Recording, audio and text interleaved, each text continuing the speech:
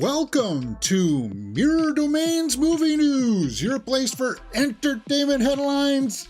Taylor Swift is the Times Person of the Year.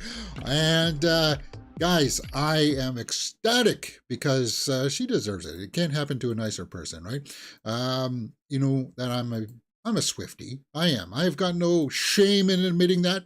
I'm just really happy because she's an awesome person. And wow, we will talk about that on today's movie news show. Normally we're at 10:30 in the morning, but we had to shift it because I got a meeting that I had to go to this morning. There are all my other social media handles you can follow right there on the TikTok and Instagram. Now, what else is on today's show? Well, we're going to be talking about a number of Star Wars projects, Spider-Man 4. We got an update about Blade and what's going on with Disney Plus and Hulu. Something going on there. My other passion, aside from Taylor Swift. Sorry, I got tongue-tied there. You know that I love Taylor.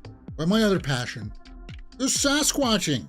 You know, every now and then I like to go in the woods and do some squatching.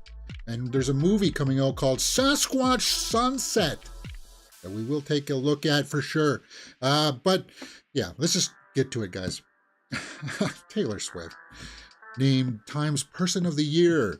She tells her enemies, trash takes itself out. Well, it does, right? I mean, come on. How does this tie into us, guys? Well, we are entertainment headlines. And then, of course, the Eras Tour movie did come out this year, made over 200 and some odd million at the box office. And it was a fun time at the movies, man. It was a real fun time. I'm so happy that I got to go see it with a full theater, with people singing and dancing in the aisles, and it was a whole lot of fun. And this is just another accolade that she can add to her already massively impressive resume. She's just so inspirational. And I know I'm gushing, but I just got this news myself like 45 minutes ago. So I was like, well, this is the number one story for today, guys. And it's going to be splashed all over the pages today. Taylor Swift tells all on getting canceled over that guy I don't like to talk about. Crazy Eras Tour training and showing up for that other guy I don't like to talk about. Guys, we're proud of each other. Well, James, aren't you happy for her with Mr. Kelsey? I mean, well, because, guys, if you don't know, I'm a Buffalo Bills fan. I've already said it. The Chiefs have been responsible for knocking them out of the playoffs for the last couple of years. So, as a Bills fan, I can't get behind that name. But if she's happy for the time being, I'm on board for that. I'm not on board with this guy here. He's been properly canceled and put in his place. Notice how nobody's talking about him anymore. So, and we wouldn't talk about him if Variety didn't put his name up there. Don't do that. Don't do that, because some people deserve to just be put away, not fade away. He's done. Anyway, Taylor Swift had a massive year. Pop stars opening up about her road to success in a rare interview with Time, as she's crowned the publication's Person of the Year. Good breakthrough moment of her career. Well, she's had a number of them, right? I've been raised up and down the flagpole public opinion so many times in the last 20 years, Swift told Time. I've been given a tiara, then had it taken away. Yeah, by that moron there. I do call him a moron. If you don't know who I'm talking about. But James, it's because he doesn't have his medications. Anyway, it feels like the breakthrough moment of my career happening at 33. And for the first time in my life, I was mentally tough enough to take what comes with that. You know what? She's 33 now. I think she's going to settle down for a short while. I'm predicting it here. And you want an athlete to, I think she's going to have a kid. She wants to be a mother, I think. She's 33. She's done a whole lot, guys. And probably next year. On top of, she's still going to be doing the Eras Tour next year. And then she's going to be making her own movie. Like she's written and she's going to direct her own movie.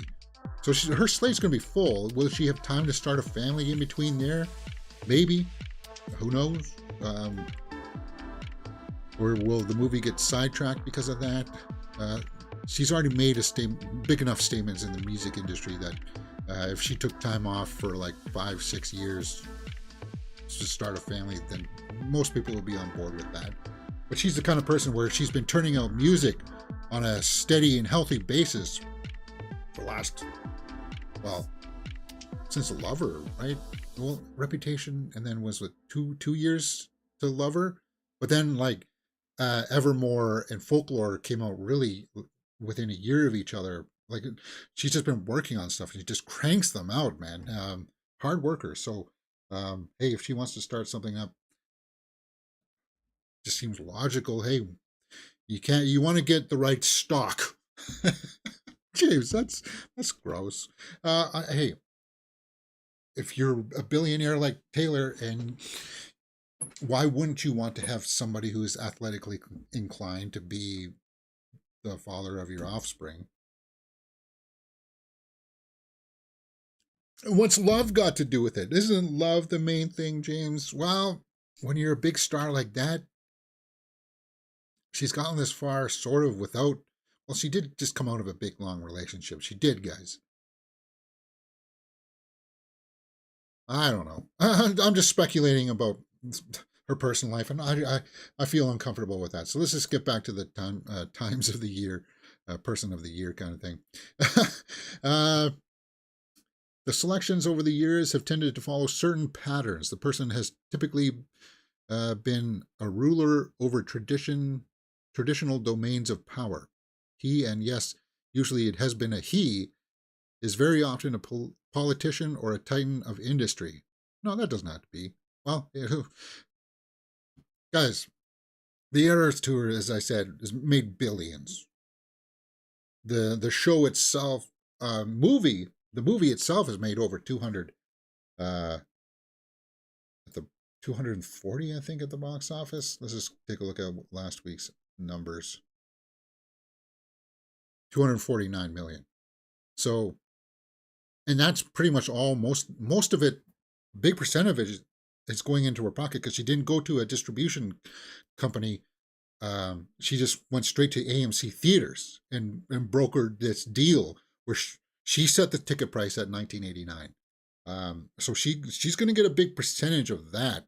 So she's probably going to get like 120 million of that, maybe, like bigger than most people would traditionally, of that cheddar. Not that, yeah, it's just hey, casually throw on an extra $100 million to the end of your year income. Well, that's why she's named Person of the Year, James.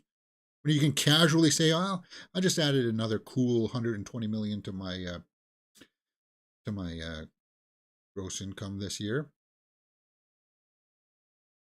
So, make no mistake, my career was taken away from me. You have a fully manufactured frame job in an illegal recorded phone call.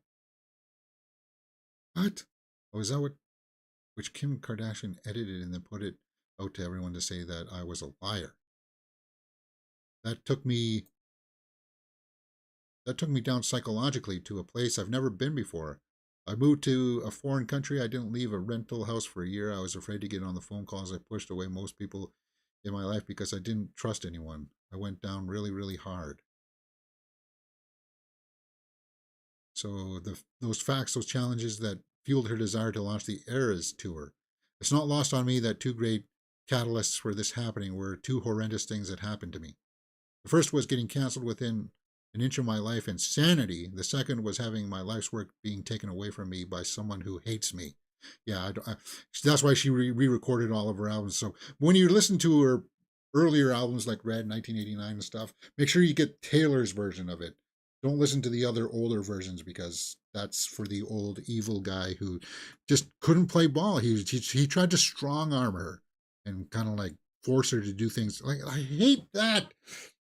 A producer, somebody who's probably like not talented enough to make it on their own, has to sit behind uh, uh, a keyboard and a sound panel and say, no, play it again, play it a little bit louder, play it a little bit louder, and then mix the song and say, well, now it's my song, it's not your song.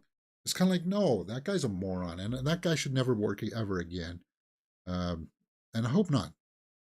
But anyway, it was Braun or something like that, right? I don't know.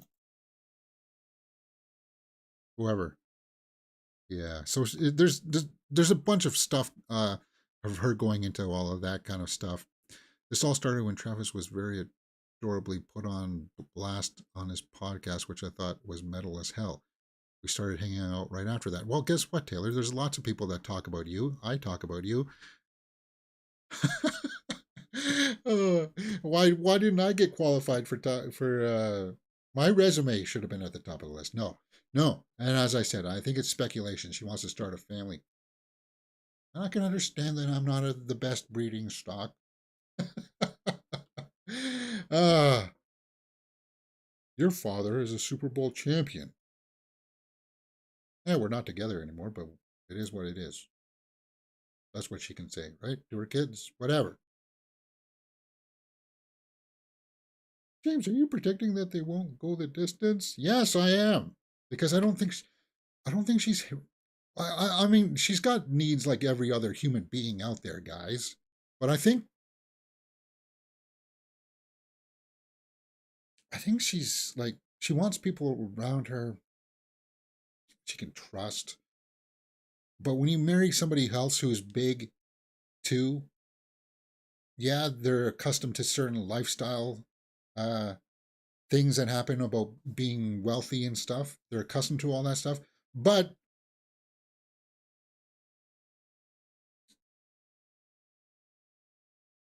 I don't know. Something just tells me like,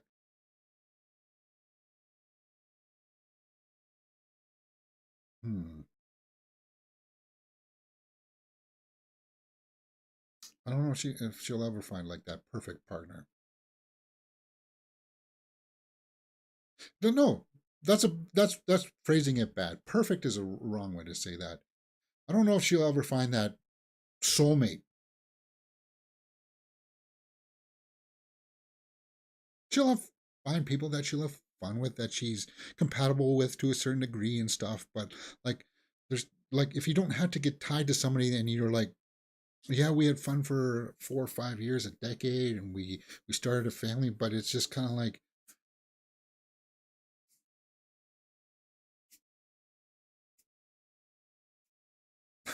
you bore me. Yeah, I don't know. We'll see how that goes. All right, guys. There's something that dropped that. No, I'll leave that for the hit or miss. Let's move on to more headlines. Viper in the live chat says, "Hey, how's it going?" All right, Maleficent 3 is now in the works. Angelina Jolie is set to return. Cool. You know what? I was late to the party for Maleficent 2. I saw the first Maleficent in the movie, and I was actually quite surprised that I liked it. Now, it was nothing that I wanted to go back and revisit, and that's why I never went to the theater to watch the second one. I had to watch it on streaming, but once I did, I was like, actually, I kind of like the second one better. Uh, yeah, it's not the story of her evil and stuff like that. They've kind of made her the anti-hero, which is, uh, I don't know what Disney does. Why Disney does that? Oh, we're making a movie about the bad guy, but they're not really bad. Then what are you doing? For God's sakes. Yeah. Angelina Jolie is confirmed to return. I'm sure that's something, there was a clause, an option in her contract. While it's uncertain if other cast members like Elle Fanning and Sam Riley will return, Jolie's performance as Maleficent has been constantly praised. Yeah, she's been good in it. I wouldn't be an actress today, Jolie said, as she hints walking away from Hollywood. And she's been directing stuff too, right? She hints at retirement from Hollywood. It's a big machine, and I can understand that if you make your money from it, or you make your statements like Nicolas Cage says that he has, then yeah, being part of that machine is tiresome. You're getting pulled to each and every way. You don't know who to trust. You trust somebody, you get your hand slapped, you burn some bridges, and it just wears you out, right? And we just talked about that with the Taylor Swift story. She went through some of that stuff, right? Where it just burns you out. But anyway, uh, quote. I want, yeah, daughter. Because I grew up in Hollywood, I was never impressed with it. I never brought it into in bought into it as significant or important. Angelina Jolie, Maleficent 3. It doesn't sound like they even have a script going for this yet, James. Wall Street Journal hinting that she could retire from the screen soon. However, the report confirms that she is signed on to act in several more, including the third Maleficent. So, aside from Maleficent, she's got a few more left in her. It's weird, huh? It's weird waters we're treading right now because, yeah, Nicolas Cage comes out and says he's ready to retire. Now Angelina's saying that she's ready to retire from all of this stuff. Um, yeah, it's kind of weird. Arglass says, "Hi James, I was weirdly just watched Maleficent for the first time last night. It wasn't what I expected. Enjoyed it. Didn't recognize Angelina. Yeah, but the second one is even, I think, better. I like the second one too, for Maleficent. Once you get over the fact that you realize that, yeah, she's not going to be that villainous one that we know from Sleeping Beauty. Like the makeup, she looks perfect as Maleficent. Um, you just get involved with that storyline of her trying to reconcile who she is, then I found myself on board with it, and I'll be checking that out. So yeah, I'm not getting a whiff of any kind of script. Probably early post pre-production. So they're probably trying to hammer out all those details, like who's going to be writing this and stuff, and putting the final touches on that. We don't even have a director attached to it yet, so maybe she could direct it herself. Yeah, you know that she could. So hey, we'll keep our eye on that project for sure. Let's continue talking about Disney. Disney Plus launches Hulu Hub to expand the platform's in-house bundle and overall content. I just canceled my Disney Plus this month. I was like, it's sitting there. What did we watch all last month on Disney? Yeah, nothing. Once what was it the last thing that what was the last one that we watched on Disney? It was the Miss Marvel series, and then I know that uh Percy Jackson comes out on the 20th, so I may sign back up for it, but it'll be in January. I'm sorry, guys. This month is going to be really hectic for streaming movies and all that kind of stuff. Watch along, which reminds me, we got to watch Dune here before the 9th because it's leaving Netflix. Well, but it wasn't Dune on HBO for a while there? On Max? I don't know, whatever. Anyway, Disney Plus launches Hulu Hub to expand. Well, if you're in Canada here, Disney Plus had already incorporated a bunch of Hulu already. So, but if they get all of the Hulu catalog, that'll be good. Yeah, because they already had shows like Only Murders in the Building, which I tried to watch because of Selena Gomez, but it's just kind of like I don't have time to sit down and just watch a show. I don't. I mean, I've been going since 8 o'clock in the morning, and since I got back from my meeting, I kind of like I had something quickly to eat, and then I had to put together the show notes, and we're back up here at 2:30, and we'll be going to probably 3:30. So it's just kind of like and then I get to have a little bit of time where I get to sit down and go, ooh, ah. And then I'll get back up into working on something else, right? But that merger, if it happens, that's a no-brainer. Any comments? No, no comments. All right. Um, means that new titles comes to the streaming services homepage. The title is available to anyone with a Disney Plus and a Hulu subscription, with a clickable tile taking you to Hulu's expensive content catalog. Okay, so would that be just for American people or Canadian people? I guess if I were still subscribed to it, I would let you know, right? Yeah, I think you know what I'm going to do probably is you know how it's cheaper if you buy it for the whole year. I think in January I'm just going to buy like I'll just throw down the $120 or something and buy Disney Plus for the entire year. Um, I also want to get Apple. I just, there's just too many of them. There's just too many, and they need to start doing more of this, of starting to bridge them together, because nobody's going to sign up for these things separately. Paramount Plus, yeah. Arglass says in the live chat, I have a 6-month subscription left on Disney, and yeah, I agree. I'm struggling to find content to watch. It's cool. It's cool to have all of the MCU content there at your fingertips. Uh, I thought that if I could have that there, then I could draw from making content from it, but I don't. So it's kind of like, well, it's just sitting there. An extra. Well, for me, it was $13.99, and that was before taxes. Or was it $12.99? Well, either way, I think it ended up being like $15 a month, and it's just sitting there. I'm not doing anything with it. Yeah, you got the entire Simpsons, all 33 seasons of it sitting there, but I just, okay. Anyway, let's move on. Blade, talking about the MCU. Blade star Mahershala Ali now really encouraged by the direction of the MCU reboot. Okay, so Mahershala Ali still attached to this. He's going to be like 50 when they start filming this, though. Mahershala Ali is encouraged and positive about the upcoming Blade reboot, expressing satisfaction with the new direction of the project. Filming of the Blade reboot was halted due to creative differences because the script was only like 90 pages and there was only like 1 or 2 fights. And apparently Blade wasn't going to be like the main character. He was going to get pushed. He was going to get pushed to the background so his daughter or something like that would be the main character. And I was just like, what the heck are you doing, man? For God's sakes. Anyway, it's gone back for a rewrite, so I think they're going to jettison all this stuff with it. I don't understand. Like the MCU, despite everything that everybody was talking about with the TV shows and stuff, people are still missing the fact that a lot of those shows were kind of like, well, like Hawkeye. Hey, we're getting a show about Hawkeye. It's not really about Hawkeye. And you're like, what? You're giving me a Blade movie that's not really about Blade? What? Like, they were doing that. And I don't understand that. They were going to do that with the Fantastic Four as well.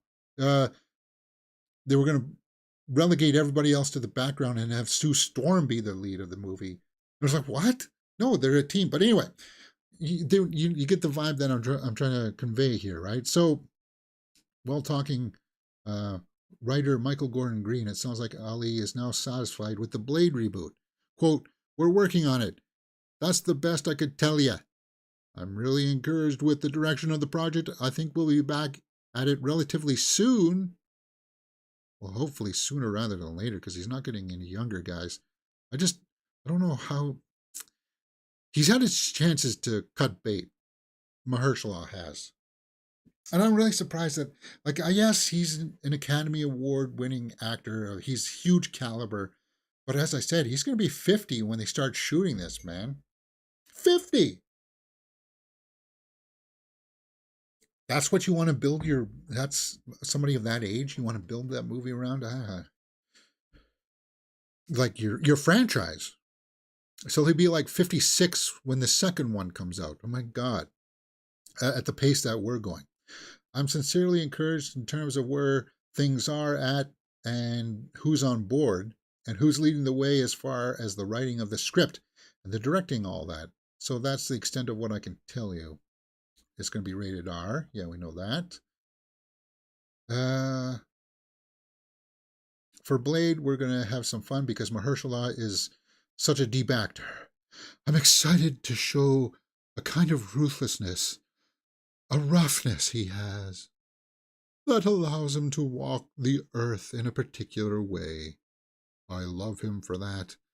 He's got a dignity, an integrity, but there's a ferocity there that he usually keeps under the surface. I want to unleash that and put it on the screen. Blade is scheduled for November 7th, 2025. So that's what I'm saying. He's going to be like 51 then by the time it actually comes out in the theaters. Like he's slated to be 50 in 2024. And then, for God's sakes. Like, I pull my hair out sometimes thinking about this kind of stuff. It's like, what are you thinking? Yes, he's a talented actor. Yeah, no, he's going to be 51 when Blade hits theaters. 51. Wesley Snipes was 42 when Blade 3 came out, right?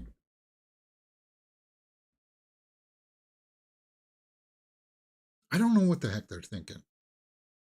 I don't know, man. He's a great actor. He'll be able to pull it off, and we're gonna see him in a movie this month called The End of the World, right? Um, don't throw out the world or something. It's on Netflix. Leave the world behind. Yeah, with Julia Roberts, Ethan Hawke, and Kevin Bacon. We're gonna be watching that together December 8th. Oh my God! So this Friday we're watching it. Yes, we are, James. We're watching Leave the World Behind this Friday. Um, but Blade, guys, what do you think? He's encouraged. He's really encouraged. So we'll have to wait and see. So some live comments here. Arglass says the tone of Blade sounds as if it's going to be a polar opposite to Wesley Snipes, to what Wesley Snipes did. He had a lot of dark humor. Yeah, he did too, right? Like he would smile at the camera when he threw some of his weapons.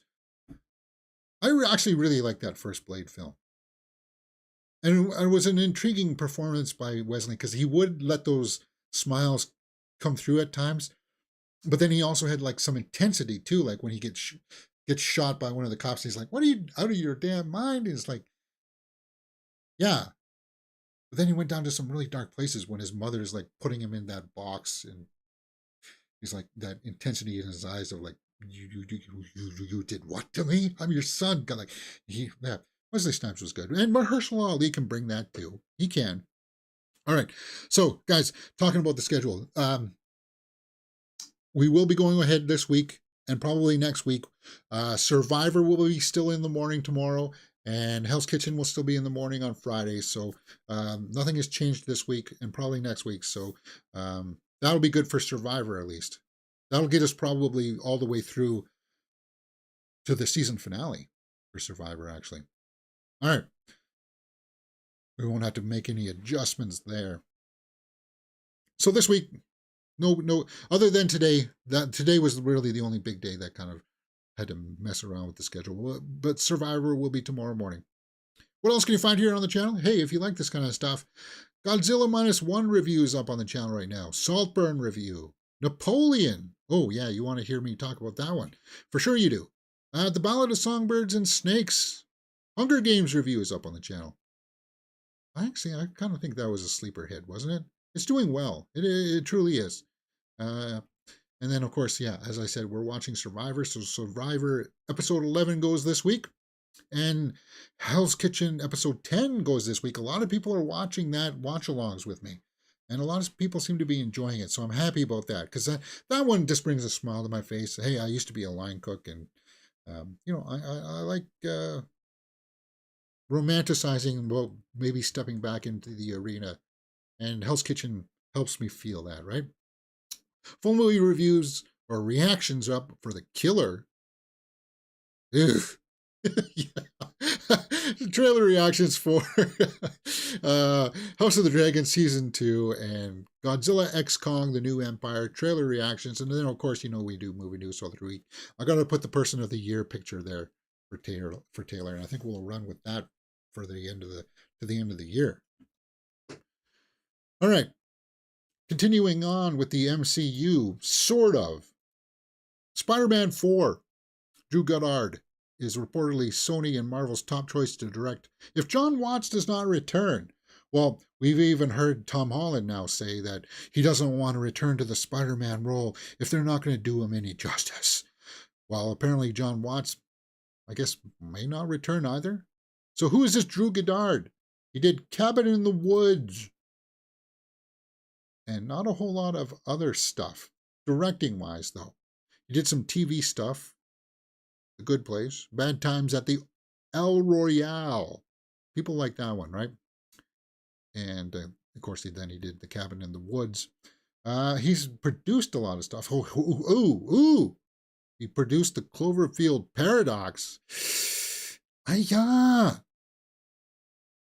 So maybe his creative juices are not quite up to par as what we would want But who knows? Maybe, why can't you just,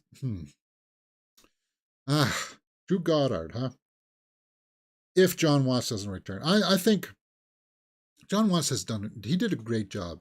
Uh, and you know what? Tom Holland and him quietly turned out a fairly solid, comprehensive Spider Man trilogy.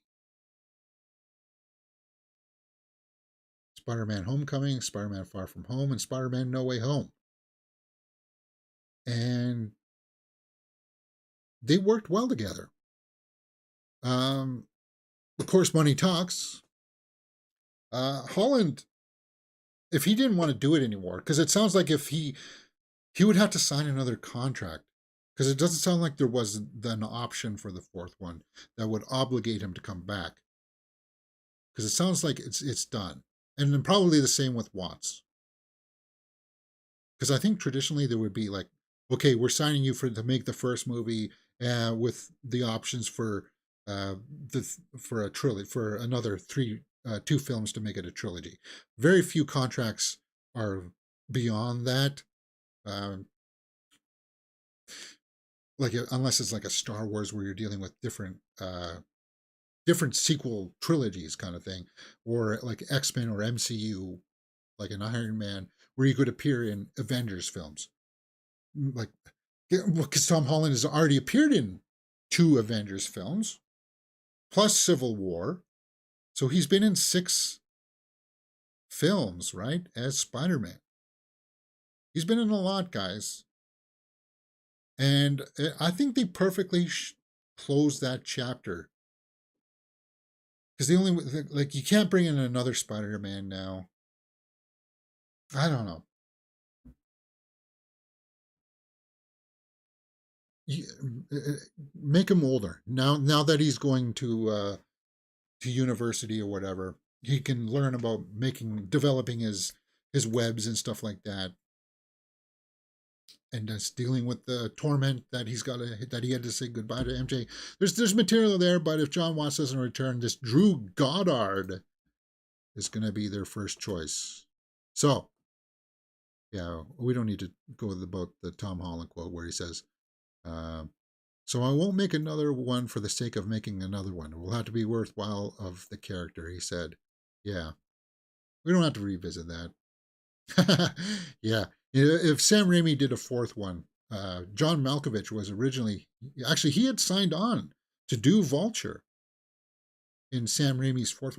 Actually, Vulture was supposed to be in Spider-Man 3, um, but then he was mandated to put in Venom, and Vulture just wouldn't have had any screen time in there.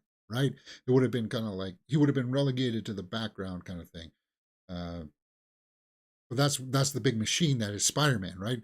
You can't make those creative choices. But anyway, Vulture came back with Michael Keaton, and he did a good job with that.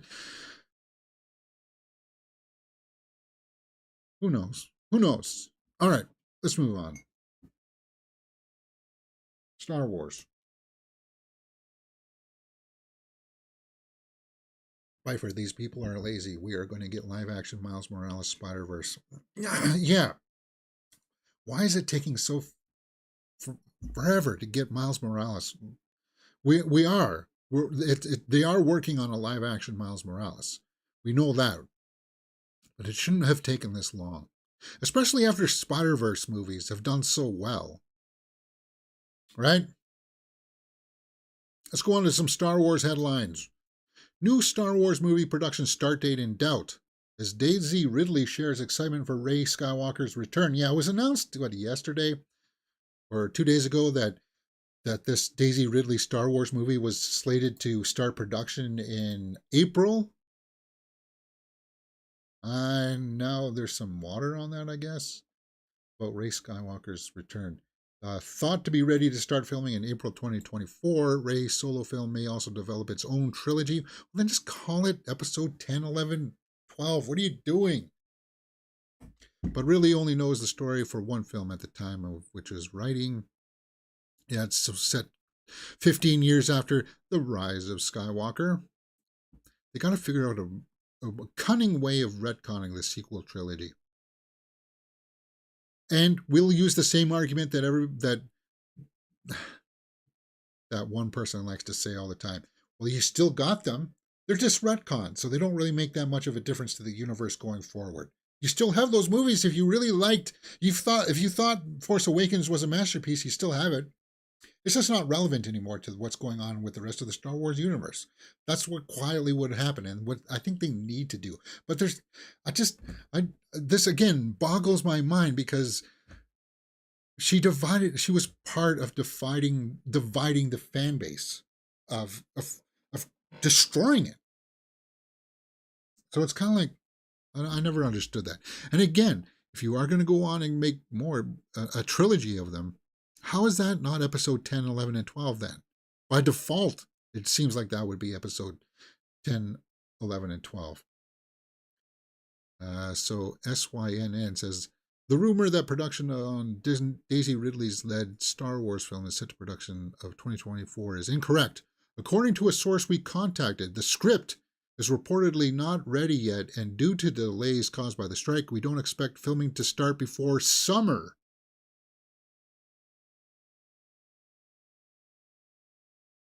Of course, Charmin R. Obaid Chinoy is directing, and she did the two best episodes of Miss Marvel.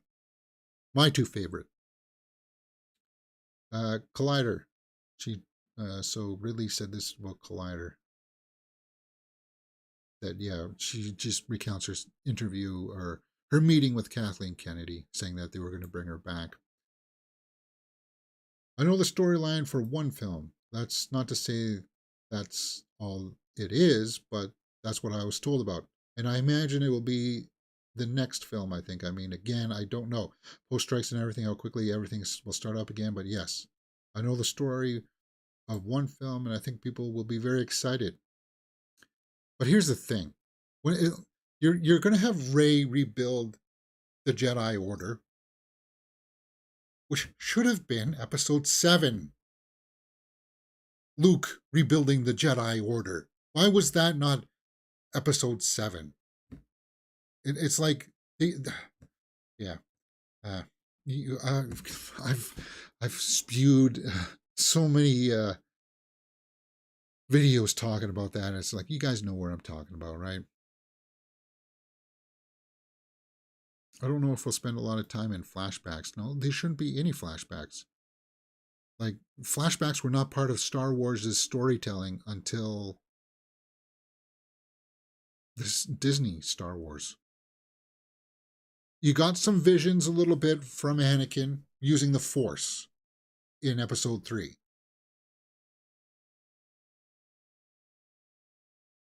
But that was the future. He was seeing a possible future, because those visions never really came through, right? And that was part of why Anakin fell, because he believed that those visions he was having, because of what happened to his mother with Padme, was going to be definitive, like that she was going to die in childbirth.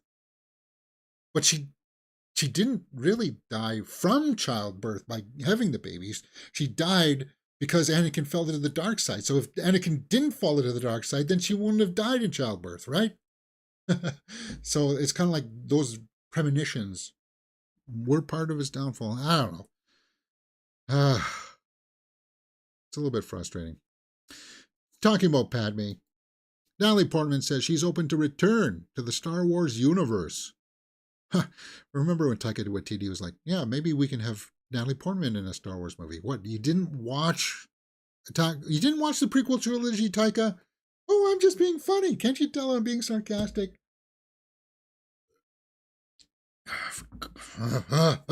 Anyway, we just watched Natalie Portman in May, December, and she was really good in that. She can still bring it, guys. I don't know where that would fit in. How could she do another movie? You'd have to somehow say that her death was faked. She admitted that no one has asked, but she stated, I am open to it. It was the first time I worked digitally, and I don't think anyone was shooting that way then. It was my first time working with a green screen. It was a whole new set of skills to pick up and a whole new world to enter. Yeah. Forgetting she was already a veteran of the series. He says he did forget because he asked me if I wanted to be in Star Wars. Talking about Taika Waititi there. I thought he was joking. He's such a joker that I thought it was a joke. Then afterwards, he said in some interview that he was cringing afterward. Yeah, because Taika just he didn't know what the hell he was talking about. But anyway, I don't know where would you guys think that a Padme it would have to be Padme, a clone of Padme. If they did something where how they are going towards the heir of the Empire story currently with the Mandalorian and Ahsoka series, right? So if they're going back to the Timothy Zahn stuff by bringing in Thrawn is here, he's in the universe now. But if they went back to that old storyline of where they were cloning uh, old Jedi, and then the clones of them were crazy, like Sabath, Joru Sabath. Um, some people say both. Is that how some people pronounce it?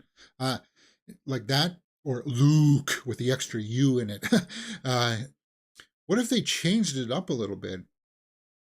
I mean, yeah, Anakin had a lot of midichlorians, but this is something that a lot of people don't understand, and I see a lot of Star Wars fans say everybody had the ability to use the Force. Midichlorians are in everything. They're in everybody, right?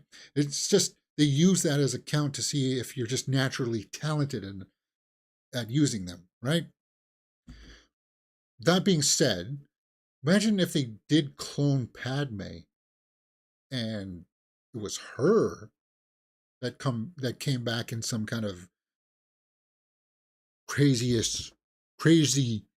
and it would have been Palpatine that would have cloned her, because she was the one that gave birth to Luke and Leia. She's got to have some DNA or some level of midichlorians in them, because I think they pretty much established that Luke is more powerful than Anakin, right? That's the way that I read it. Although he did kind of get his butt handed to him by the Emperor. He, he was he was really lucky that Anakin had enough left in him to pick him up and throw him off the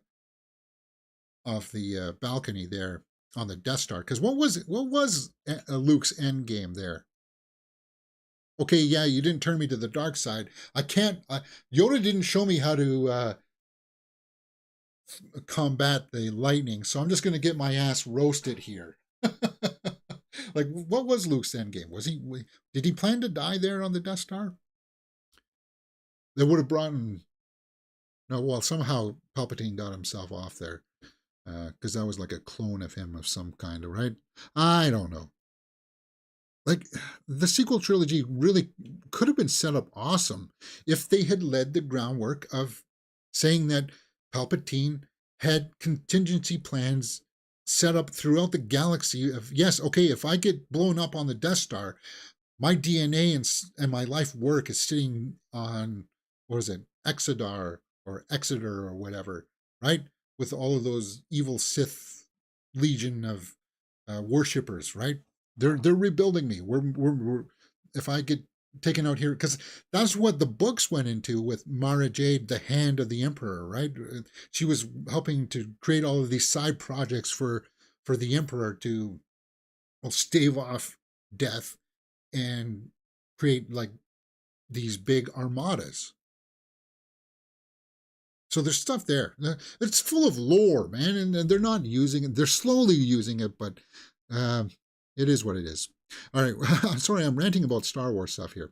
We got to get going through some of this stuff.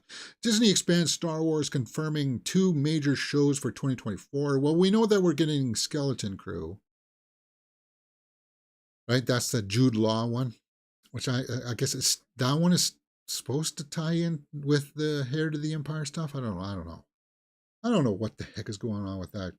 It was supposed to be out this year. Disney confirms release of 2 highly anticipated Star Wars TV shows for 2024. The Acolyte is the one that I'm looking forward to, and Skeleton Crew. Explore uncharted eras in Star Wars universe, presenting 2 new stories. The Acolyte is kind of like the evil Force user, taking on a younger Jedi apprentice. I don't know how that's going to work, if they're going to be able to conceal their dark side using. I don't know how that's going to work.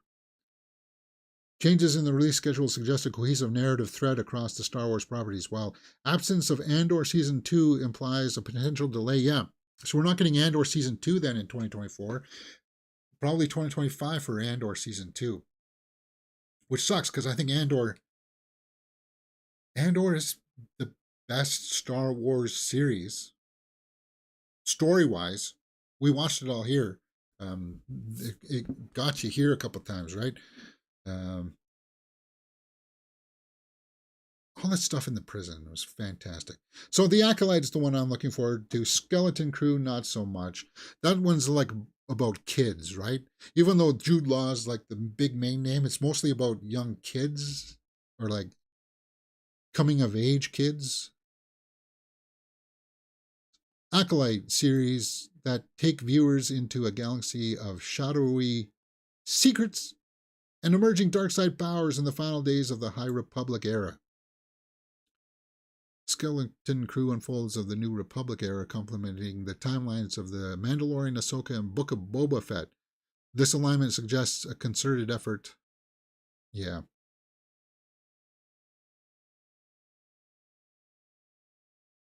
We'll have to see how that goes.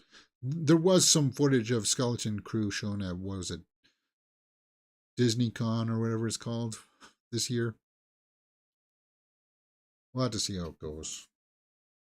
Luke was hoping Vader was going to tag team in two lightning bolts sooner. Yeah, I think so. Chris Schober says, I'm getting Titanic on 4K this Friday, an early Christmas present, James. Cool, man. You know, I like Titanic. And I like some of the deleted scenes, too, that they cut out. There was like a chase sequence, right, of them going underneath the boat, or like going through the bowels of the boat as it was slowly flooding up, being chased by the Phantom, right? Why am I drawing a blank on his name? Billy Zane. Yeah. Like there was more of them being chased with him with the gun, right?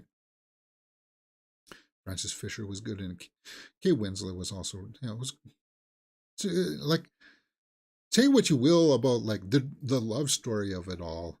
I think that helped put a little bit of majesty, costume design, production design.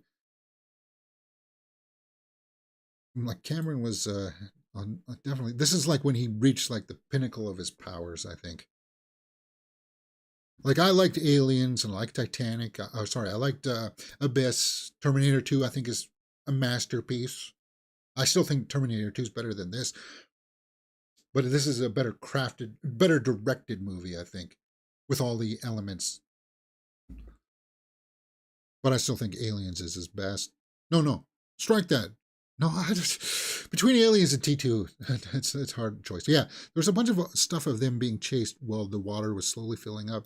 It really ruined the pacing of the movie. That's why it was cut out. Because it was already long anyway, right? It was like 3 hours. But Billy Zane did great. Francis Fisher did also, as the mother kind of thing. That whole speech of, you want me working in a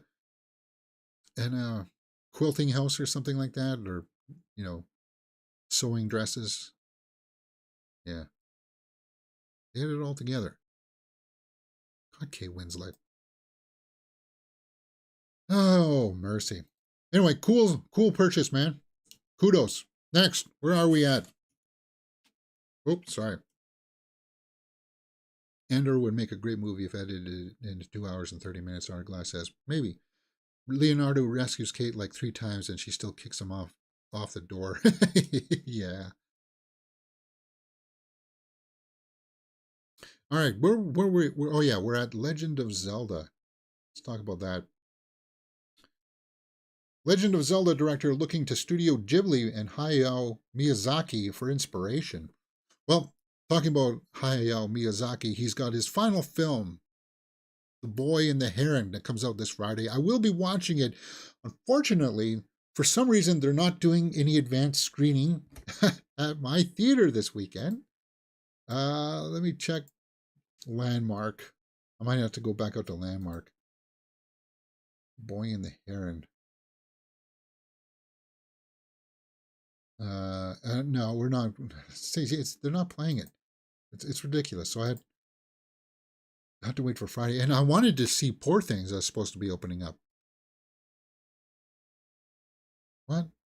Boy and the Heron's not playing here. Spirited is playing there. That's that musical that Ryan Reynolds is doing with Will Ferrell. What?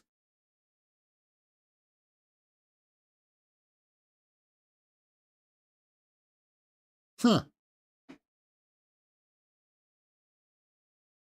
That's weird, man. Anyway, yeah. So next week, really, The Boy and the Heron. No, The Boy and the Heron's coming out on Friday, James. You saw the schedule. Yeah, right there. The Boy and the Heron. Regular seats. 6:45 though. They're not playing an afternoon show. No, maybe they are. 3:45. But that's on Friday. So it'll be on Friday, perhaps I'll be seeing that. The Boy and the Heron. I do want to see it. But why isn't the Poor Things playing? Maybe I'll have to look at the Art House Theater. Let's just take a look. Boy and the Heron. Maestro is playing there at the Art House. Yeah, you're right, Arglass. Those seats are not very comfortable. uh,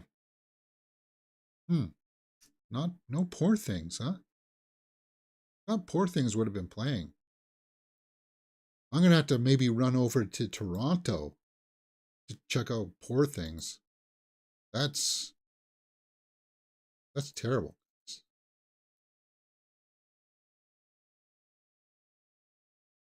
Wonka's next week. Huh. Yeah. Huh. All right. Sorry, I'm losing momentum here talking about Zelda. What does that have to do with anything about Zelda, James? Nothing. Legend of Zelda director looking to Studio Ghibli for inspiration.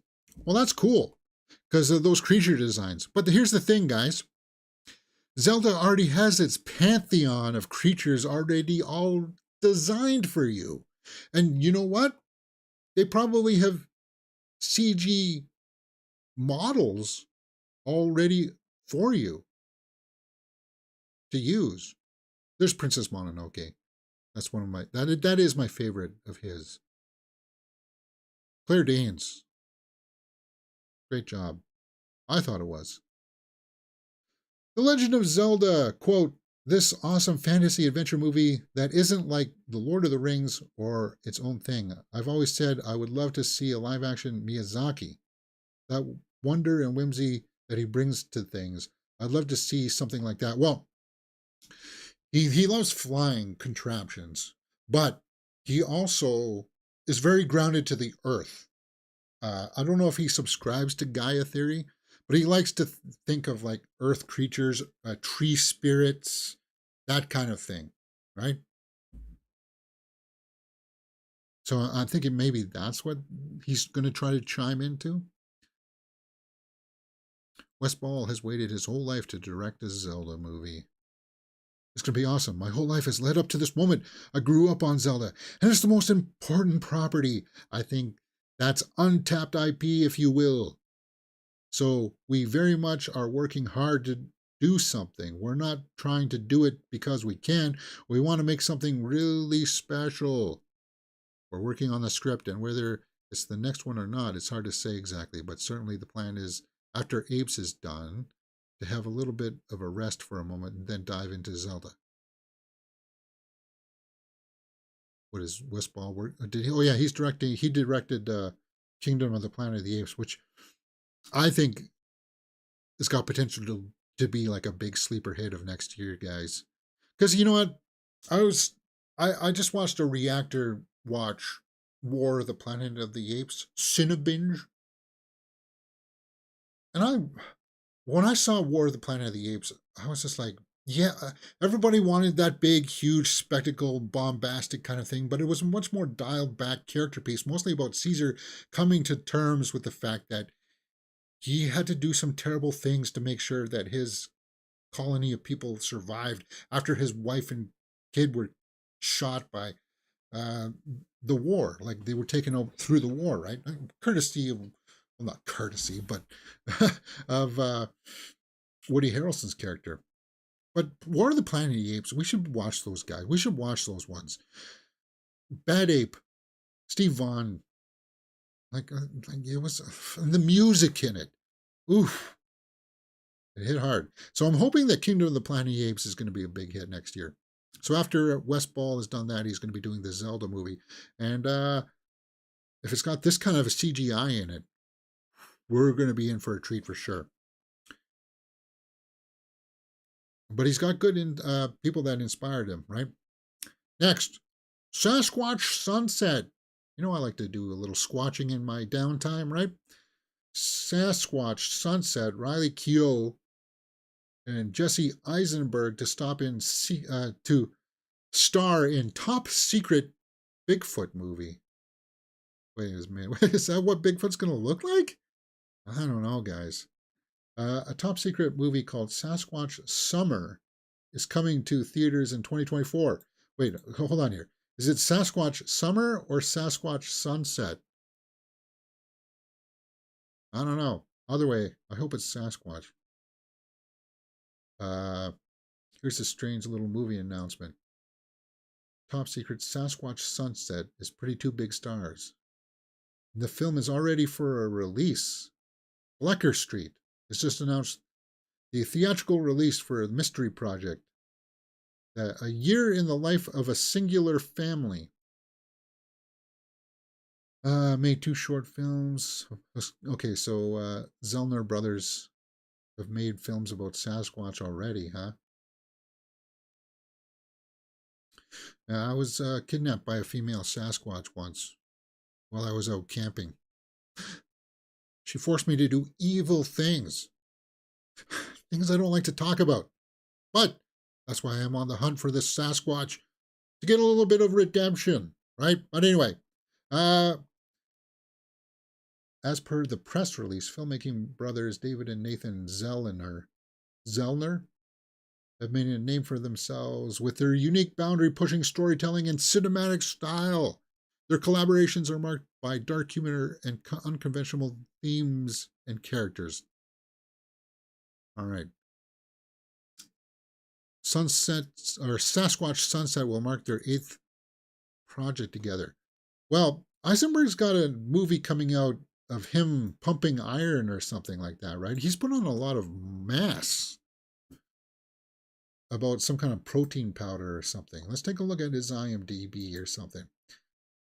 Or he's a juicer, right? And I don't mean like juicy, like making protein shakes in the morning kind of juicer. I mean roids kind of juicing. What was it?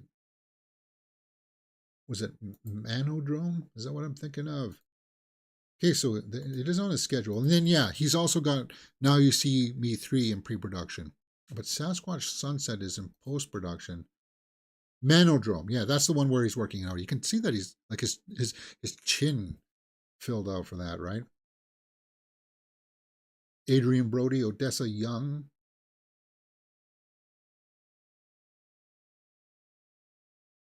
Not too beefy there, but he does put on a little bit. It's so hard. And you know what sucks about working out, guys, is you can put on that mass. You can work for like a year to put on mass. And if you stop working out for like 3 or 4 weeks, it's gone. It'll be gone.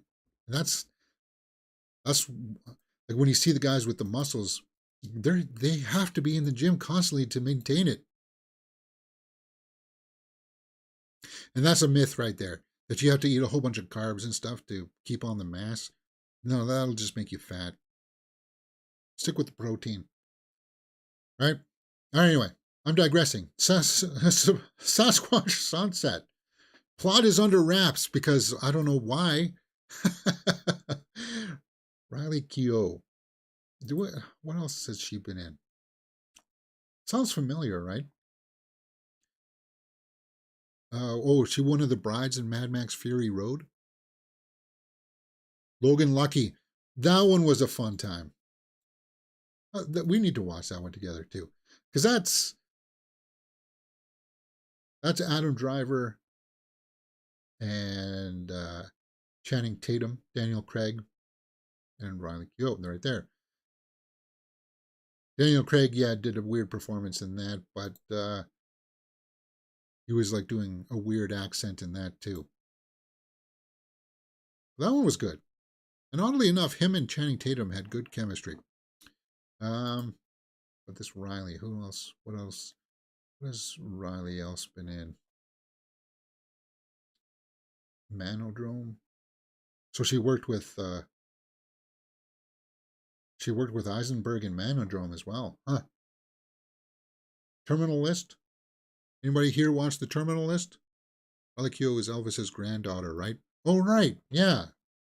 That's where I'm.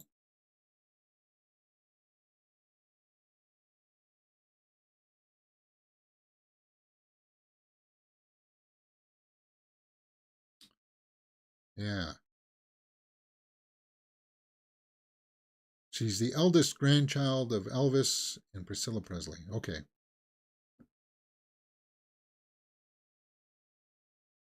So she was Lisa Marie's daughter.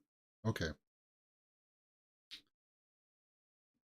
That's why it sounds so familiar. She was in Riverdale for one episode.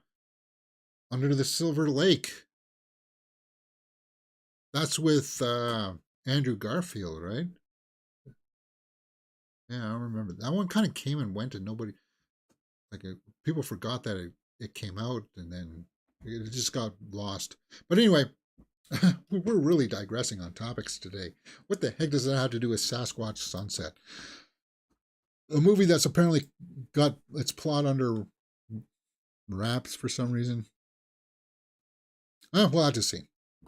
Next, Dust Bunny. What the heck is this? David Dastmalchian joins Mads Mikkelsen and Sigourney Weaver in Brian Fuller horror film. Well, that's cool. Sigourney Weaver, Mads Mikkelsen in a horror movie. David Dastmalchian seems to be in a lot of stuff. He's very recognizable. Actually, he was pretty good in Last Voyage of the Demeter. If anybody else had a chance to go see it this year, he was good in that. He brought a little bit of weight to kind of like a background character, and helped sell the fact that they're on this ship with this beast running around killing people. And I think he died rather brutally, didn't he? So what's this? The project announced last November. Fuller has been working on the Friday the 13th TV series Crystal Lake. So that's who is going to be directing it. Okay. That comes out next year, right? Crystal Lake. Dust Bunny went into production earlier this year with Hannibal himself, Mads Mikkelsen, and Sigourney Weaver in the lead roles. Filming took place in Budapest, and the producers were able to secure the interim agreement to continue production during the strike. Okay. What's it about? Give me a synopsis. Said to be a throwback to family horror films of the 80s, Dust Bunny tells the story of an 8-year-old girl who recruits her strange neighbor to hunt and kill the monster living under her bed. The girl says the monster ate her family and she wants revenge. So it's a revenge story about a monster that lives underneath the bed. That sounds dangerously close to Boogeyman. But we know how that landed. Ugh. Some people actually like the Boogeyman movie, but I just thought, meh. Ugh. But David Dastmalchian, Mads Mikkelsen, Sigourney Weaver, keep my eye on that. Cast is there. Just have to rely on the execution of the story. All right, we got a lot of hit or miss to go through. A lot of trailers, too. Keeping on with horror filmmaker Gary Dauberman signs first look deal with Screen Gems Sony Pictures. The triple threat behind Annabelle, The Nun will make chillers and thrillers for the studio. Well, I did like The Nun. Oddly enough, I did. And I prefer The Nun 2. The Nun 2 is better than The Nun. But when we did our watch along for The Nun, I was like pleasantly surprised that it was not as terrible as I had remembered it in the theater. Or wait a minute, I'm getting confused with the second one. Anyway, Gary Dauberman, huh? Yes. Who has worn hats of the writer, director, and producer for what's a wide-ranging range of projects, will bring the Millenary to the Culver City lot, involving some of the biggest horror franchises in the last 10 years. Gary, okay, fine.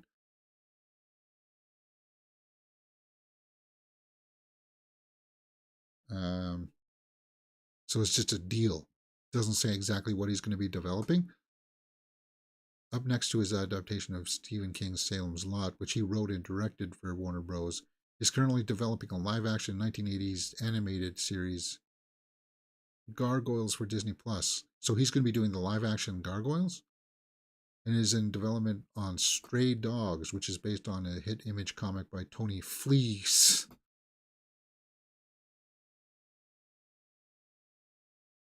So it's just a deal. He doesn't have a particular project in mind. Hold on here. We do have to address something in his resume here. Okay, so he wrote The Nun 2. And the Gargoyles, live action, I think a lot. Last Train to New York. That's the American version of Last Train to Busan, which got buried. I don't see why. Why is that still being listed? I thought it was quietly buried and put under, like, written off. They canceled it. I'm really surprised IMDb is still putting that out. Despite that, there's a date listed for it, guys, and it's saying it's in post production. That one's it's not happening. You saw there's not even a cast. All right, so he wrote a lot of stuff. Directing, though, he only did Annabelle Comes Home. And apparently that director's lot movie that got shelved and was so terrible that they're considering writing it off completely. It was slated to be up on HBO. I wanted to see it, but apparently it just wasn't good. It was supposed to come out like last year or this year, wasn't it? I don't know. I wanted to see it. I like vampires. September 2022. Yeah. You guys can't quite see it there. Yeah. Right there on the bottom. Yeah, it was supposed to come out like last year and then got buried, got pushed. It was supposed to come out this year and then it just vanished off the face of the map. Kind of like, I don't know, maybe your career, Gary Doberman? Hey, I like The Nun. I don't know. We'll see how that goes. Next, 2024 Sundance Film Festival lineup. New Steven Soderbergh film, Kristen Stewart love story, and Devo doc. Whip it. Whip it good, guys. Devo. Yeah. Well, I do like Kirsten Stewart. We don't need to look at this lineup. It's too early to talk about Sundance for next year's.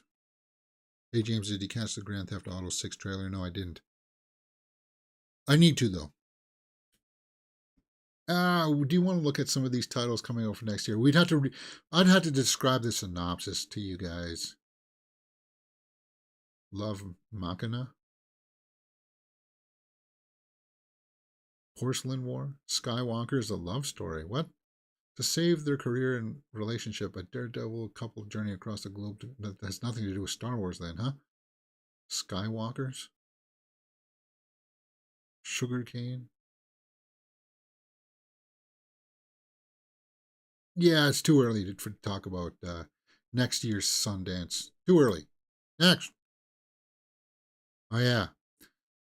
Doctor Strange 2's Xochitl Gomez celebrates Dancing with the Stars victory. I didn't even know she was on it.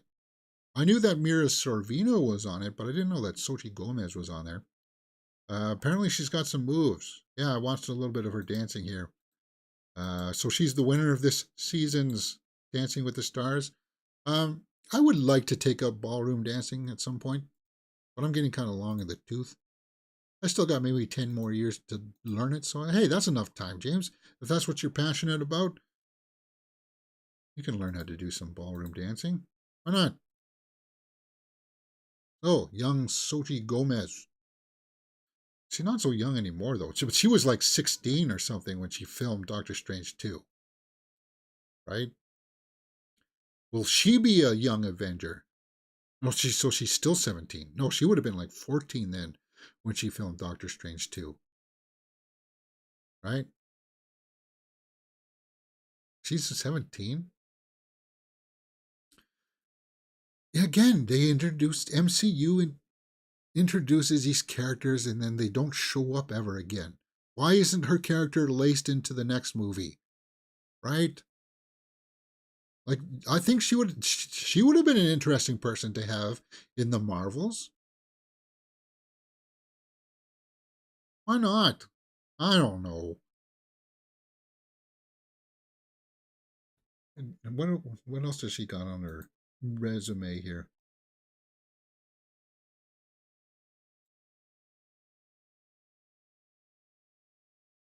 Okay, so she has Avengers Secret Wars in 2027. So that's still 4 years away. Ursa Major is her next one, Natalie. Pre-production. Follows a mother and a daughter who fight to survive on a terraformed planet while hiding from a group of relentless hunters. So it's a little bit like Riddick, right? Except it's not Riddick. It's a mother and a daughter. Ursa Major. Who else is in this? Jessica Biel. We haven't seen her in a hot minute. I've been wondering where she's been. Kid Cudi, we like him. We saw him in X, right? Where has been Jessica Biel? I know she took time. She doesn't have to work anymore. I mean, she's married to Justin Timberlake, right? And so money is not an issue anymore at all, ever, for the rest of your life, kind of thing. And I liked her in Blade Trinity. Candy, TV stuff. So she's been doing a lot of TV work, huh?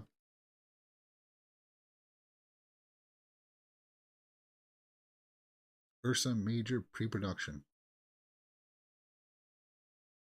Timberlake's been doing. I really like Reptile. He was good in Reptile, huh?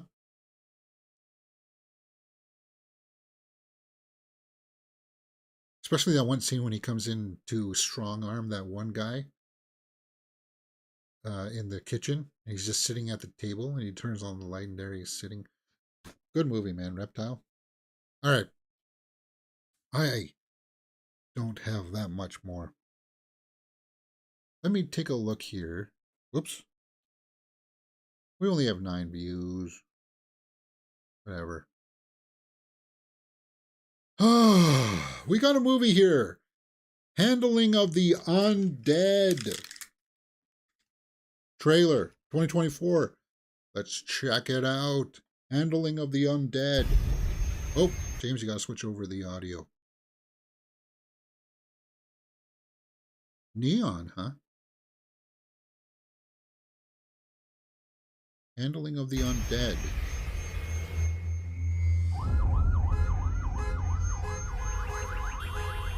Oh, it's going to be at Sundance, James. You didn't want to talk about Sundance.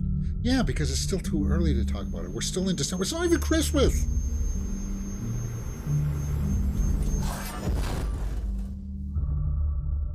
Based on the book of... Oh, it's a foreign film. Is it? Is that Swedish? The author of Let the Right One In? Let the Right One In was Swedish, right? Mamma är död. Så vaknade den igen. And then she woke up again. Oh, zombieism? We're talking Vad about betyder det? zombie. We're talking zombie, man.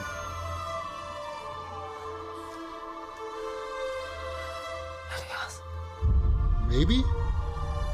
Zombie? That looked kind of disturbing, didn't it? The color palette is all washed out and drab. Jag har saknat dig. Jag älskar dig. Vare sig du vill eller inte.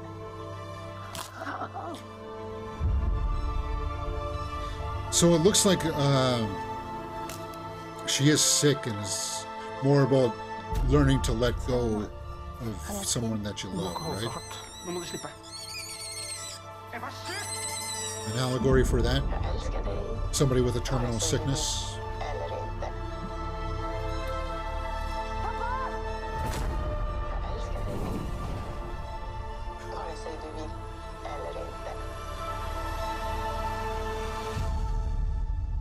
Handling the undead. Yeah, that's a little bit, I got a little bit of a notes of when evil lurks. What was that other one that I just watched with the ghost kind of child? Run, Rabbit, Run. A little bit like that. Except that was more psychological, and it looks like there's an actual person there. Or some kind of weird, like that's a zombie kid, isn't it? You don't want it that close to your jugular, man. My God, woman. Yeah. This looks bleak, but enticing, Hourglass says. Yeah. As an avid follower, I love interacting with your videos. Okay, cool. Well, you're not my follower. I wish you were, Rena Colleen. This looks both really heartbreaking and unsettling. Yeah. A Grounded Interstellar? A Norwegian art zombie film. It's Norwegian. Handling the Undead. Coming soon. Interesting trailer. I've been reading that the brain is like a muscle. That's why getting up for death is so hard.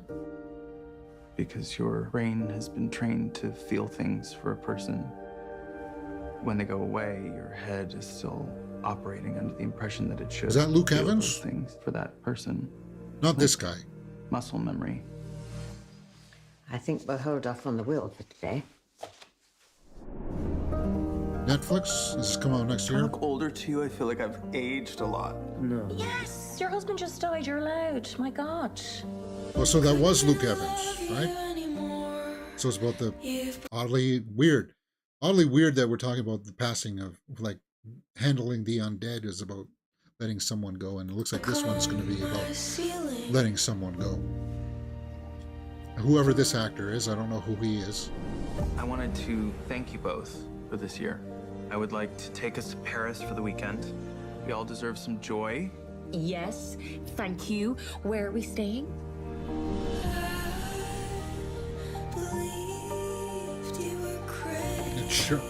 Cinematically, it looks like it's shot well.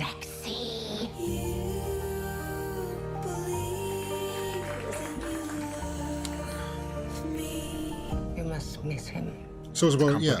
The movie's called Good Grief. Love is that way. It looks like it's doing a good job of capturing met someone else. his grief. Sorry you're having to deal with that, but I'm allowed to feel things too. My husband officially died a year ago today. You're such a meticulous person. Yeah, that is Luke Behind one Evans. hell of a mess. Right? Do you want to tell him where you ended up last night? Great People feel friendships. things that are inconvenient. That's okay. Who's that? Is she in Bill and Ted? I think she was, right? Oh, the music might get me copyright. Sorry, it's just playing music here, guys. Been here for you for a year. It's time to hatch. We love you, she said. This is us. Just music. Good grief. January 5th. Looks like there's some potential there for some serious drama to play out, right? Yeah, Luke Evans, the guy from Schitt's Creek. Oh, that's the guy from Schitt's Creek? I never watched it. I know it's shame on you, James. You're Canadian and you haven't watched it. Good grief. Let me pull up the IMDb. Because I want to see if that was that girl from Bill and Ted Face the Music who played the daughter of the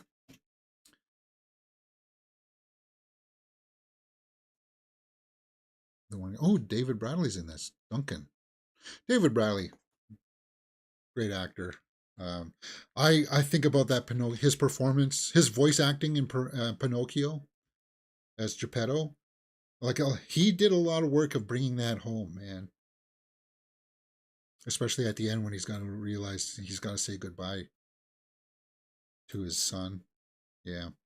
Himesh Patel. Why does that name sound familiar too? Was he in Inception?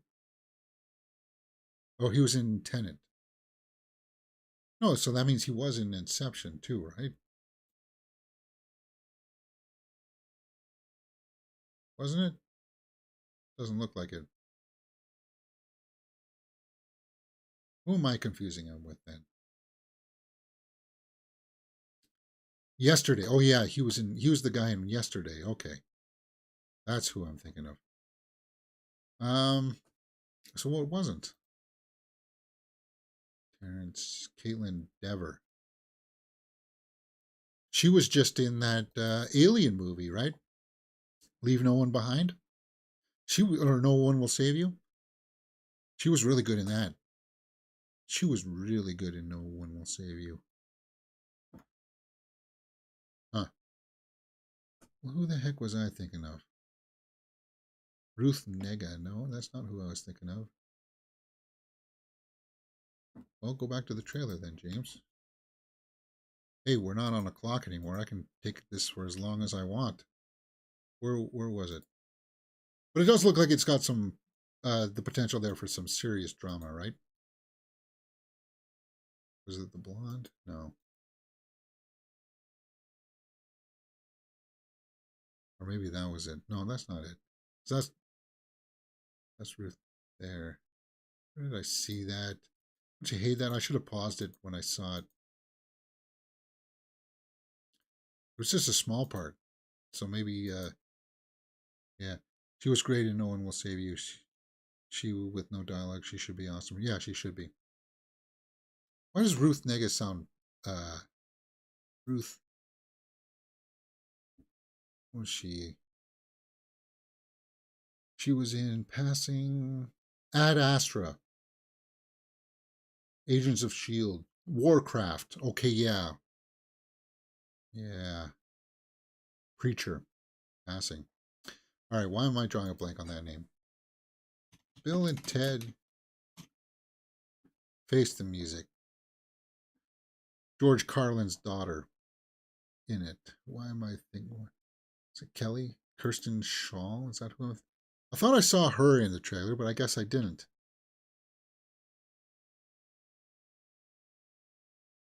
Bob's Burgers, Green Beret. No, it definitely wasn't her. She's married to like Paul Dano or something. It's really crazy. I think.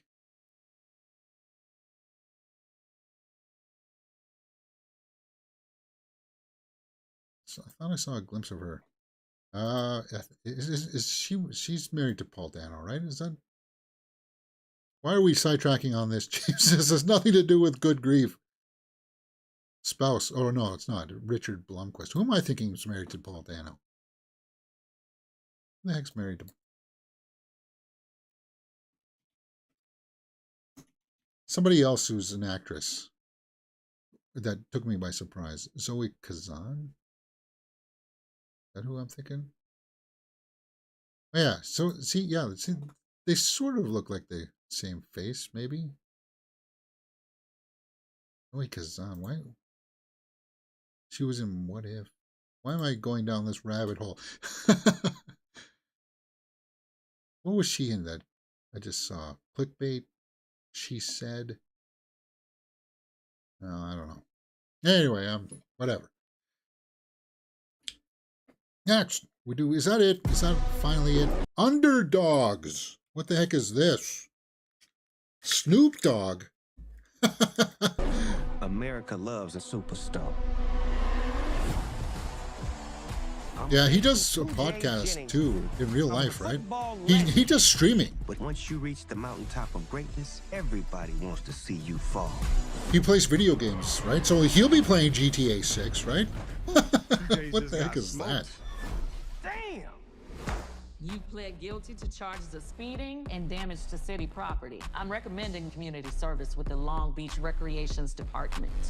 I thought I was getting like some Martha Stewart kind of treatment. You too good for the community that raised you? Martha Stewart treatment? Well, here's the thing. Because he's friends with Martha Stewart in real life, right? Sorry, because of the music. It's just music. Oh, legend. Jason 2J's Jennings, your new head coach. Legend. Let me get a picture with y'all real quick for Twitter. Some of y'all gonna get some good. Twitter. Twitter's gone. They filmed this before that fell down, right? Get back in touch with you for years. I know you've been thinking about me. Is that Epps? Is that Mike Epps? Pretty much right. You just put a gun in my head. Relax, Jay. The safety was on. Oh, no. It wasn't on. What? Imagine that. Before we can be the best, we gotta master the fundamentals. So he's going to coach a football team as community service? Pass after pass. You got on all that sweet ass swag. The next time you come out here acting like a fake ass rapper, we gonna kick your ass off the field. Stop acting like you got an album coming out. JJ, how you liking this game? Coach, this is a mess. I don't know what I'm doing. Do you remember what you were like when you showed up freshman year? You were a pain in the ass. I don't owe nobody nothing. Sound just like me. If you really want to win a game, stop pushing away your team. Snoop Dogg. It's got a potential to be a feel-good story, doesn't it? Okay. Just music. The Underdogs. Last guys right here, Beat Killer and Skrilla. 2 dogs for 2 G's. I found them chained up in the back of the winter snitches. That's what I say to that one. Premise seems funny, but they didn't seem to put any of the jokes in the trailer. I do like Snoop Dogg. I do respect him. It's just, yeesh. Looks like fun. Glad to see Snoop Dogg is now considered kid-friendly by Hollywood. Ice Cube crashed that check years ago. Why not Snoop? Yeah. I did not know I wanted to see a Snoop Dogg movie, but can't wait to watch. Low-key, this looks dope. Snoop Dogg getting a full movie. I love to see how successful he is. Snoop's now a legitimate movie star. Legitimate's not kind of the word that I would use here. No, he's not. Don't be a hater. Yeah. I don't know. The Black Princess Leia? What? Tell me that's it. Tell me that's it. No, it's not. We got an international trailer for Aquaman 2 and the Lost Kingdom. Where's the epicenter? We're standing on it. Okay, so that's some really bad CGI.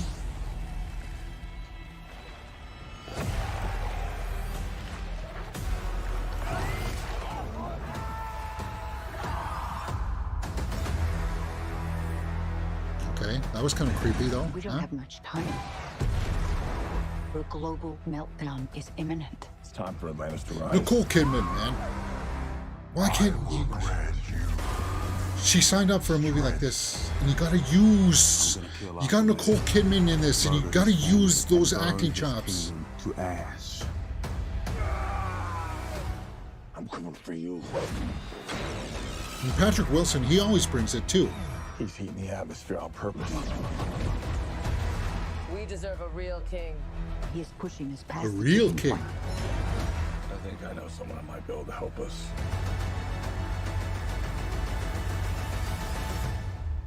Ooh, you look rough. Yeah, Patrick Wilson. He's going to be good in this. Perhaps you should leave and let someone who knows what they're doing be king. So dramatic. Still no Amber Heard. Side by side. Right? Flex your muscles. So is that going to be the finale? Get away from my son. You want blood? Come get it. I like this trailer. I like this trailer a lot, actually. Yeah. Now that delivered a little bit of the intensity and drama of what we should be anticipating from the sequel. Upping the game and the stakes, right? That line where he's like, "Stay away from my son." Get away from my son! Yeah. That's a good line. You want blood? Come get it. Oh, that's good. All right. Yeah. No, that looked good.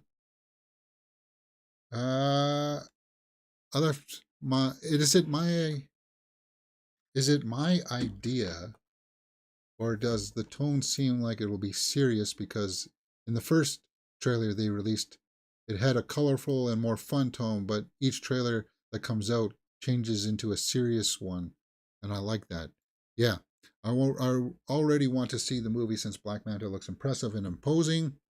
And here's the thing, too, what I kind of respect about the Aquaman is they didn't do the MCU of having only a one-off villain. They're building up Black Manta, which is good. Unfortunately, crash or burn. Or even if this one makes a modest 500 million, it's not going to be good enough for them to continue the franchise. So, we'll have to see, man. Everybody's kind of written this one off, saying that it's going to be a bomb. But if this trailer reflects the kind of heart that I'm seeing, maybe it'll be that one that will be like, wow, guys, maybe we shouldn't have written off Aquaman. Yeah, I like that trailer a lot. All right, where are we at? An hour and 34 minutes. Wow, we're really running overtime today. Hey, that's what happens. Let's go over to the Twitterverse and see if I missed anything, and then we'll round out the show. I think Amber Heard has been demoted to a domestic wife. yeah, hard glass. I don't know. Oof. Mark Ruffalo has been named Best Supporting Actor by National Board of Review for his performance in Poor Things. I want to be able to see Poor Things. It should be playing in theaters this weekend, but it's not. Not even Toronto is playing it, so I don't know what's going on with that. Divine Joy Randolph has been named Best Supporting Actress for The Holdovers. Really, she was good in it, but when I think about Natalie Portman or Julianne Moore, I think I like. No, I like Divine Joy Randolph. I'm okay with that. Paul Giamatti won for Holdovers. Scorsese named Best Director. Lily Gladstone Best Actress. Killers of the Flower Moon has been named Best Picture. Nah. You obviously didn't watch Oppenheimer. Like when you put Killers of the Flower Moon and Oppenheimer side by side, I'm sorry. For the Scorsese fans, I'm sorry, but Christopher Nolan's work towers over Killers of the Flower Moon so much. It's kind of, you're like looking down at it going, that's a competently made movie, but we're up here and you're down there. How is that like? Yeah, Killers of the Flower Moon, fine, you got the National Board Review. I don't think it's going to win the Oscar. I think it will get nominated just because it's Scorsese, but it's not going to win Best Picture. New look at Max's upcoming slate. HBO Max has a new slate coming out. The Regime. House of the Dragon. Yeah, my reaction is up on the channel for that one, guys. Sympathizer, Industry, Curb Your Enthusiasm. Coming in 2025, Last of Us Season 2. Euphoria season 3. Welcome to Derry is the one that I'm looking forward to. Is that our first images from Welcome to Derry? It is. Right? Sorry, I think this is just music playing. Welcome to Derry, first look. This ain't America. This is Derry. So will Pennywise be there? There's the balloon. Huh.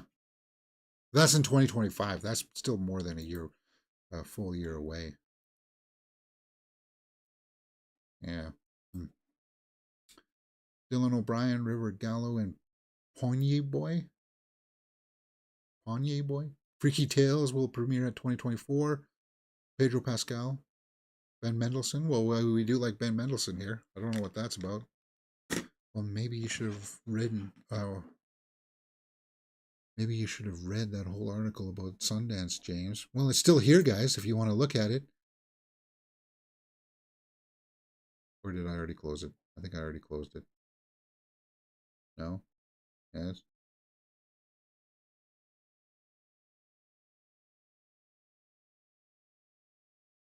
Yeah, I already closed it. Whatever. First look at Kirsten Stewart, Stephen Young, Love Me. Love Lies Bleeding, Kirsten Stewart and Katie O'Brien. I like Katie O'Brien. She was in Mandalorian, right? Season 3 and Season 2. And she was also in... she was the best part of Ant-Man and the Wasp. Quantumania. And I wanted to see more of her character, but I don't think we will. So that'll be at Sundance. Real Pain, Jesse Eisenberg, and Kieran Culkin. Talking about one of the Culkins. Did you guys see Macaulay Culkin's Walk of Fame? That was cool. New look at Saoirse Ronan and the Outrun. I still need to see Foe. That orange hair. She's not orange hair in real life, though, right? She's blonde? Or is she brunette in real life? What is Saoirse Ronan's hair?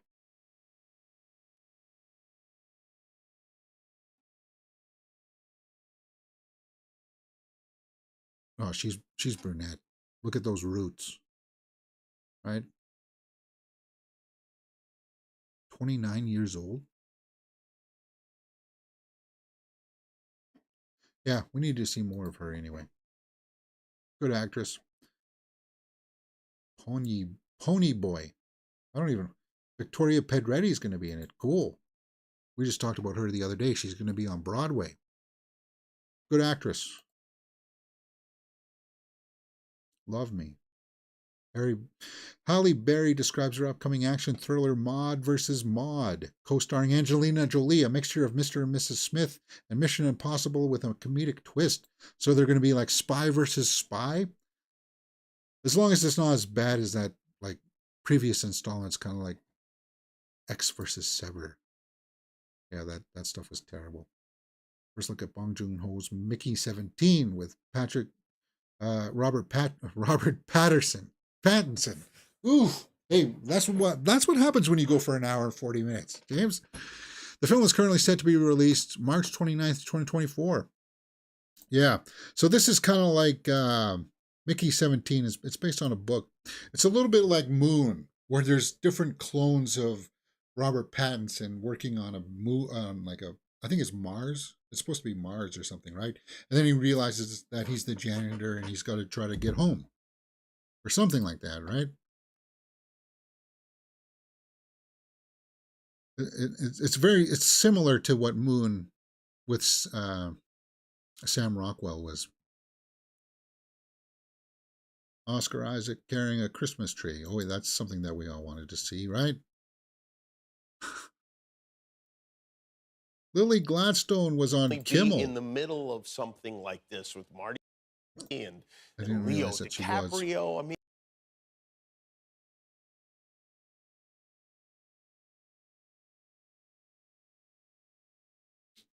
Paul Mescal, Andrew Scott, Alexander Skarsgård, Isaac Gonzalez, Sarah Paulson will guest star in Amazon's upcoming Mr. and Mr. Smith.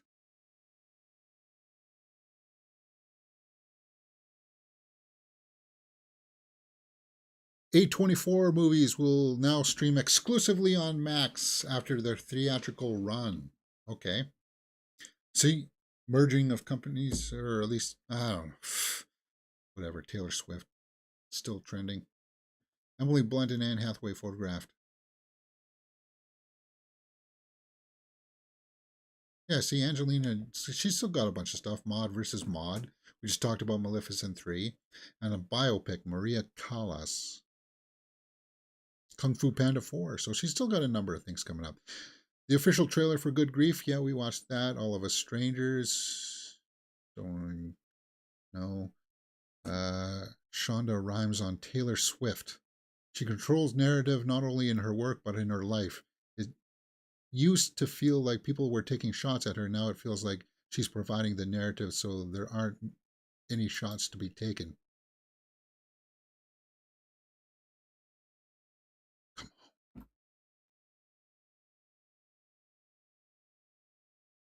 It's just, I'm a sucker for a gal who is good with words, and she is the best with them. Greta Gerwig on Taylor Swift. Well, I want to see Taylor Swift work with Greta for Barbie 2. You put Taylor Swift in Barbie 2, and you've just printed $1 billion.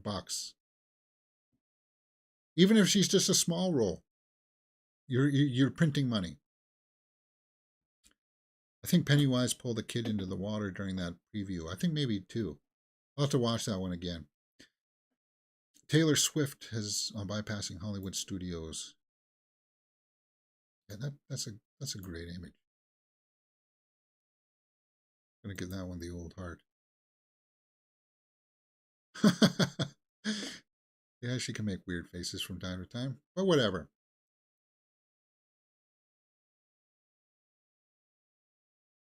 Reveals how she wrote her song Mastermind after watching Paul Thomas Anderson's Phantom Thread. Remember that last scene? I thought, wouldn't it be fun to have a lyric about being calculated?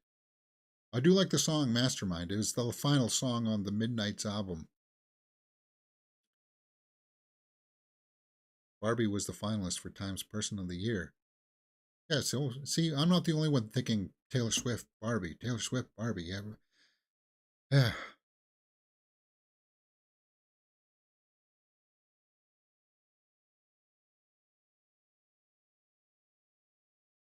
All right, guys, I've been really running over time here, so I think we'll wrap with that for today. But we'll be back tomorrow morning for some Survivor. Oh, yeah. Come on, guys. We're coming down to the end of the season for Survivor, so hopefully it'll end up well. All right, guys, hit that thumbs up button, subscribe, and I'll see you tomorrow for more Survivor, and we'll be back Friday for more movie news headlines. Enjoy the rest of your day. You're watching Mirror Domains. Tay-Tay, bring it home. Bring it home.